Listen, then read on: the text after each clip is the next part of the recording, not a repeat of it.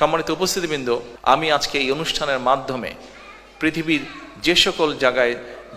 যে প্রান্তে যে সকল প্রান্তে যেই বাংলাদেশি আছেন, প্রত্যেকটি বাংলাদেশিকে, প্রত্যেকটি প্রবাসীকে, যারা এই আন্দোলনে আমাদেরকে সহযোগিতা করেছেন, যারা এই আন্দোলনে আমাদেরকে উদ্বুদ্ধ করেছেন, বিএনপি সহ সকল গণতান্ত্রিকামী রাজনৈতিক দলের নেতৃবৃন্দ কর্মীদেরকে উদ্বুদ্ধ করেছেন, সহযোগিতা করেছেন, সাহায্য করেছেন বিভিন্নভাবে যার যার অবস্থান থেকে, প্রত্যেকটি মানুষকে আমি আন্তরিকভাবে ধন্যবাদ জানাতে চাই। আন্তরিকভাবে প্রবাসীদেরকে আমি ধন্যবাদ জানাতে চাই দেশকে স্বৈরাচার মুক্ত করার জন্য। প্রবাসীদের কাছে আমি আহ্বান জানাবো, আপনারা যেভাবে দেশকে গড়ে তুলতে সাহায্য করেছেন অতীতে, ইনশাল্লাহ আগামী দিনে গণতান্ত্রিক যে সরকার আসবে সেই সরকারকে আপনারা সহযোগিতা করবেন, যাতে দেশকে যারা আসবে তারা যাতে দেশকে সামনের দিকে এগিয়ে নিয়ে যেতে পারে।